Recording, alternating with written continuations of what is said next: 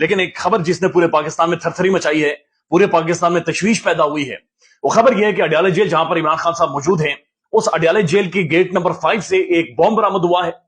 اور اس بم کے اندر ایک خاصی بڑی تعداد میں, بڑی مقدار میں بارودی مواد موجود ہے. تو یہ بم کتنا ڈیمیج کر سکتا تھا, یہ بم وہاں تک اڈیالہ جیل کے دروازے تک, گیٹ تک کیسے پہنچا, اڈیالہ جیل کے باہر جو ناکے لگے ہوئے, جو سیکیورٹی موجود ہے, وہ کہاں پر تھی, اور اس کے بعد یہ بم سے آنے والے ٹائم میں یا کچھ دنوں میں کیا اخذ کیا جا سکتا ہے, وہ آپ کے سامنے رکھ دیتے ہیں. لیکن اس سے پہلے مسلم لیگ نون کا بھرکس نکلا ہے اور ان کی تباہی مچی ہے پاکستان کے ٹویٹر کے اوپر, پاکستان کے سوشل میڈیا کے اوپر, جہاں پر مسلم لیگ نون سے ایک غلطی ہوئی, اور غلطی یہ ہوئی کہ پہلی دفعہ انہوں نے ٹویٹر کے اوپر جا کر ایک سروے کروایا,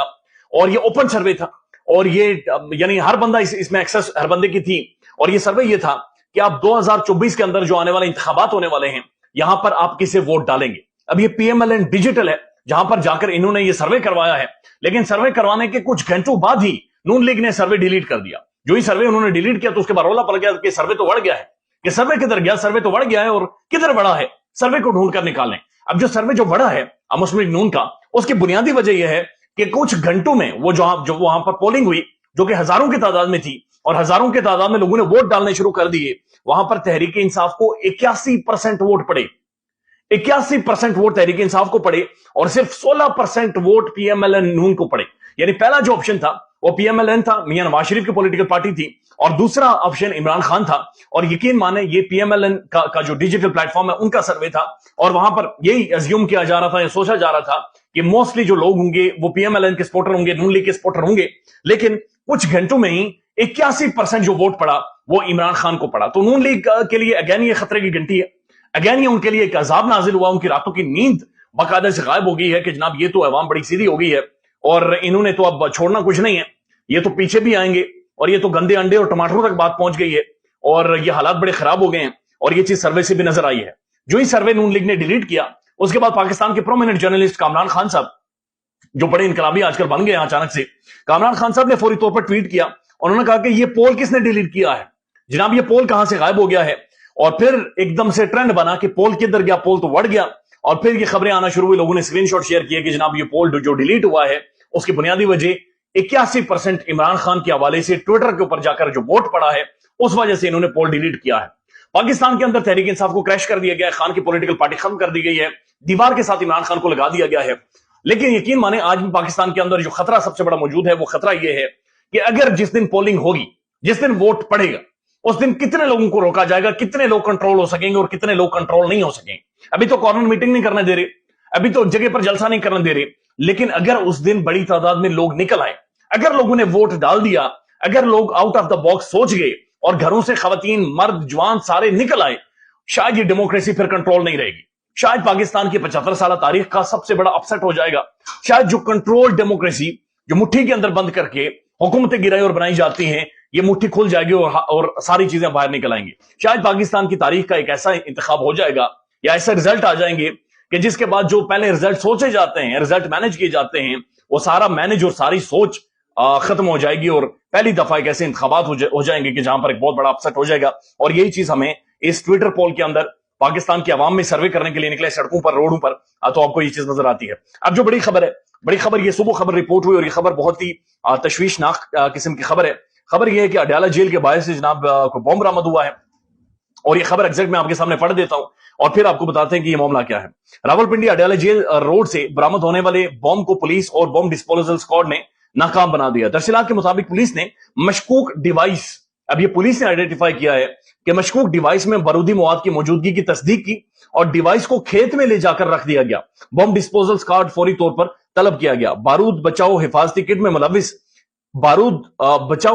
ملبوس سول ڈیفنس اور بم ڈسپوزل عملے نے بم کو ناکارہ کیا ہے. کمانڈوز بم ڈسپوزل اسکواڈ کے مطابق ڈیوائس میں 1200 گرام بارود تھا جسے ناکارہ بنایا گیا ہے. بم اڈیالہ جیل کے گیٹ نمبر 5 سے 100 میٹر دور فاصلے پر رکھا گیا تھا.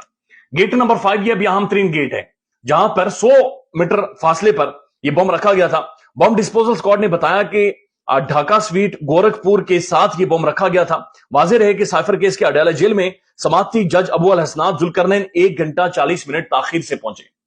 تو یہ جج صاحب نے بھی, ابو الحسنات ذوالقرنین صاحب, جج صاحب نے بھی ظاہر پہنچنا تھا, لیکن وہ 1 گھنٹہ 40 منٹ تاخیر سے پہنچے, لیٹ پہنچے. لیکن جو گیٹ نمبر 5 ہے اسے 100 میٹر دور بتایا جا رہا ہے کہ بارودی مواد موجود تھا اور یہ بم وہاں پر آئیڈینٹیفائی کیا گیا ہے۔ بم کیسے پہنچا وہاں پر؟ چونکہ اڈیالہ جیل کی طرف جب آپ جاتے ہیں، میں نے خود جب وہاں سے رپورٹنگ کی ہوئی ہے، تو بہت دور سے ناکے لگے ہیں، اور اڈیالہ جیل کوئی اتنا سا جیل نہیں ہے، یہ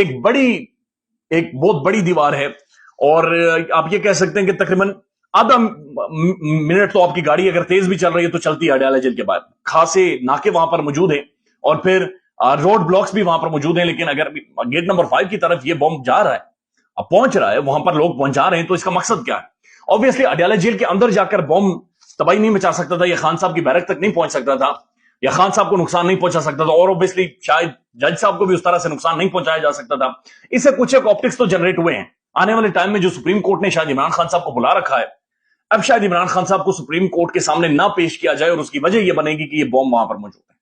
اس کی وجہ یہ ہوگی کہ جی وہاں پر راستے میں بم رکھا گیا ہے، اور لہٰذا عمران خان کی سیکیورٹی کو خطرہ ہے، خدا نہ خواستہ راستے میں ایسے اور بھی بم ہو سکتے ہیں، اور عمران خان کی سیکیورٹی کو خطرہ ہے، خدشات ہیں، لہٰذا خان کو سپریم کورٹ میں یا پھر میڈیا اپیئرنس میں یا پھر پبلک میں کسی بھی طور پر نہیں پیش کیا جا سکتا۔ اس وجہ سے پاسبلی آنے والے ٹائم میں محسوس ہوتا ہے کہ ایسی چیزیں ہوں گی، کیونکہ بم رکھ کر آپ کچھ نہیں کر سکتے۔ اڈیالہ جیل کے اندر خان کی سیکیورٹی ٹائٹ ہے، سیکیورٹی سخت ہے، لہٰذا جیل کے اندر کسی بھی طرح کا عمران خان صاحب کو نقصان نہیں پہنچایا جا سکتا۔ اب ایک اور خبر ہے، اور یہ خبر یہ ہے کہ بشیر میمن صاحب جو سابق ڈی جی ایف آئی اے ہیں تھے بلکہ، اور عمران خان صاحب کے دور میں یہ ڈی جی ایف آئی اے رہے ہیں، پھر انہوں نے اپنے عہدے کا جب مدت ختم ہو رہی تھی اس سے پہلے انہوں نے ریزائن کیا، اور ریزائن کرنے کے بعد عمران خان کے اوپر انہوں نے الزامات لگائے، اور ٹی وی پروگراموں میں بیٹھ کر الزامات لگائے، اور ٹی وی بھی ایک مخصوص پروگرام میں یہ جیو نیوز کے بیٹھتے تھے، اور وہاں پر بیٹھ کر انہوں نے الزامات لگائے تھے خان کے اوپر کہ خان نواز شریف صاحب کو یا شہباز شریف صاحب کو پکڑنا چاہتے ہیں۔ اب انہیں صوبہ سندھ کا صدر بنا دیا گیا ہے۔ بشیر میمن صاحب جن کی کوئی اتنی لانگ سٹینڈنگ نون لیگ کے ساتھ نہیں ہے پولیٹیکلی، انہیں پورے صوبے کا صدر بنا دیا گیا ہے، یعنی جنہوں نے اپنی نسلیں نون لیگ کے لیے قربان کر دی انہیں صوبے کا صدر نہیں بنایا گیا، لیکن بشیر میمن صاحب سابق ڈی جی ایف آئی اے کو صوبے کا صدر بنا دیا گیا ہے مسلم لیگ نون کا۔ اب آپ خود سوچیں کہ ایک اہم ترین ایجنسی، اہم ترین ادارہ، پرومیننٹ ایک انویسٹیگیٹو ادارہ، اس کی پرومیننٹ شخصیت، اس کے کرتا دھرتا ایک شخص کو صرف چند ماہ کی رفاقت کی وجہ سے پورے صوبے کا صدر بنا دیا گیا ہے۔ اس سے بہت سارے سوالات جنم لیتے ہیں کہ ڈی جی ایف آئی اے صاحب نے جو عمران خان کے خلاف بیانات دیے تھے یا ٹی وی پر آ کر ایک کیمپین شروع کروائی تھی، اس کے اندر کیا تھا؟ کیا عمران خان کے دور میں جو عمران خان صاحب نے کہا کہ ان کے اوپر کرپشن کیسز ہیں جناب انہیں گرفتار کرے، اور بشیر میمن صاحب نے کہا تھا میں گرفتار نہیں کروں گا، اس کی وجہ یہ تھی کہ نواز شریف کے بارے میں پہلے سے